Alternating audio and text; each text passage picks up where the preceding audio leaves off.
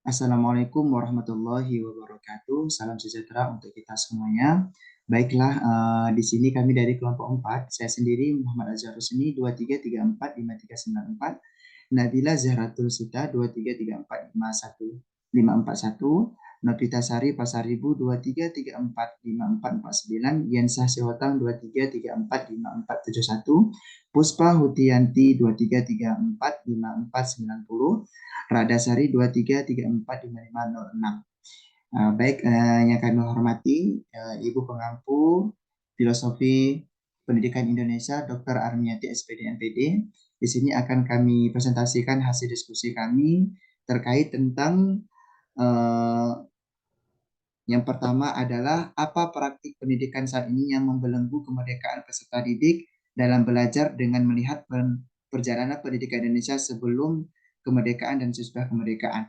Yang pertama, sebelum kemerdekaan hal ini akan disampaikan oleh Saudari Novita. Kepada Saudari Novita dipersilakan. Oke, baik. Terima kasih moderator. Nah, jadi saya di sini akan menjelaskan mengenai praktik pendidikan saat ini yang membelenggu kemerdekaan peserta didik dalam belajar dengan melihat perjalanan pendidikan nasional nasional sebelum kemerdekaan. Nah, jadi yang pertama itu pendidikan masih bersifat eksklusif, di mana dalam artian ini mengkhususkan pada golongan-golongan tertentu, seperti itu. Nah, jadi di zaman dulu itu, sebelum kemerdekaan, pendidikan itu masih terbatas, dikarenakan hanya golongan-golongan tertentu yang menerima pendidikan. Nah, ini terjadi karena keterbatasan akses dan fasilitas pendidikan pada saat itu. Jadi, hanya orang-orang yang memiliki status sosial bisa mendapatkannya. Nah, tentu ini akan membuat kurikulum tidak fleksibel. Mengapa? Karena dilihat dari cara-cara pengajaran, media-media yang ada pada saat itu hanya papan tulis dan juga kapur seperti itu. Dan orang-orang yang menerima pendidikan itu hanya sekedar membaca, menulis, dan berhitung seadanya seperti itu. Nah, tentu ini membatasi kemerdekaan peserta didik dalam mendapatkan pendidikan. Nah, jadi sebelum kemerdekaan penjajahan Belanda ini, dalam perjalanan sejarahnya mereka menerapkan kebijakan pendidikan yang diskriminatif dan menghalangi pertumbuhan penduduk lokal yang sudah ada. Nah, jadi sekolah hanya didirikan untuk kalangan tertentu saja dan juga sekolah hanya didirikan untuk mendidik calon-calon pegawai agar menjadi pekerja dan untuk membantu perusahaan-perusahaan Belanda demi keuntungan Belanda seperti itu. Nah, jadi rakyat hanya diajarkan sebatas menghitung, membaca, dan menulis seadanya, sehingga kurikulum tidak fleksibel dan metode pengajaran yang masih bersifat tradisional. Demikian saya kembalikan kepada moderator. Terima kasih kepada Saudari Novita. Selanjutnya adalah pendidikan yang membelenggu sesudah kemerdekaan. Nah, hal ini akan disampaikan adalah Saudari Yensati. Silakan. Terima kasih kepada moderator. Izinkan saya untuk menjelaskan. Pendidikan yang membelenggu sesudah kemerdekaan. Sesudah kemerdekaan, pemerintah berjuang untuk meratakan pendidikan di Indonesia, merombak sistem pendidikan yang ada di Indonesia, baik dari segi kurikulum, menciptakan gaya belajar peserta didik yang lebih memiliki daya tangkap yang lebih cepat. Namun pada saat ini, masih banyak hal yang membelenggu kemerdekaan peserta didik dalam pembelajarannya. Salah satunya pengembangan kurikulum yang terkesan menuntut anak untuk pintar dalam bidang-bidang tertentu, tidak fleksibel, serta tidak membuka keleluasaan atau kebebasan peserta didik. Beberapa hal yang terjadi di dalam pendidikan setelah kemerdekaan. Yang pertama, pendekatan kurikulum yang terlalu terpusat.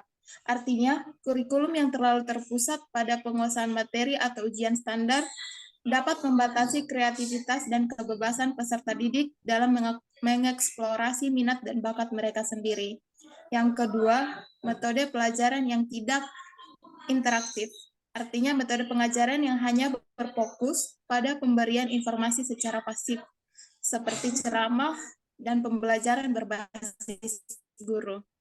Yang ketiga, penilaian yang tidak holistik, artinya penilaian yang hanya berfokus pada tes tertulis dan angka-angka sehingga dapat mengakibatkan aspek-aspek penting lainnya seperti keterampilan sosial, kreativitas, dan pemecahan masalah pada peserta didik. Terima kasih, saya kembalikan kepada moderator. Terima kasih pada Saudari Yunsa. Berikutnya adalah model pendidikan yang membebaskan pendidikan yang belenggu tersebut. Di sini ada 4 item. Untuk item 1 dan 2 akan disampaikan oleh Saudari Puspadi, silakan. Baik, terima kasih kepada moderator. Izin sebelumnya di sini saya akan menjelaskan materi mengenai model pendidikan yang membebaskan belenggu. Yang pertama itu ada pendekatan berbasis proyek. Nah, di mana pendekatan berbasis proyek ini merupakan pendekatan yang mendorong peserta didik untuk belajar melalui proyek nyata yang relevan dengan kehidupan sehari-hari. Nah, di sini peserta didik memiliki atau diberikan kebebasan untuk menentukan topik, kemudian mengembangkan solusi, dan bekerja secara kolaboratif. Kemudian yang kedua ada pendekatan berbasis kompetensi. Nah, pendekatan berbasis kompetensi ini merupakan pendekatan yang lebih menekankan pada pengembangan keterampilan, kemudian pemahaman yang secara relevan dengan dunia nyata, dan di sini peserta didik juga diberikan kebebasan untuk mengeksplorasi minat mereka sendiri dan belajar melalui pengalaman-pengalaman praktis. Mungkin sekian materi dari saya kembalikan kepada moderator. Terima kasih kepada Saudari Puspa. Selanjutnya adalah pendekatan pendidikan, model pendidikan dengan berbasis teknologi. Baiklah, adapun maksud daripada ini adalah bagaimana penggunaan teknologi dalam pembelajaran dapat memberikan akses yang lebih luas kepada peserta didik untuk memperoleh informasi, ilmu, referensi pembelajaran dan komunikasi. Dan yang keempat adalah pendekatan berbasis keterlibatan sosial. Berbicara tentang sosial tentunya adalah berbicara tentang hubungan antara satu manusia dengan manusia yang lain. Dengan hal ini, peserta didik dapat melatih untuk berkegiatan sosial. Terima kasih. Selanjutnya adalah materi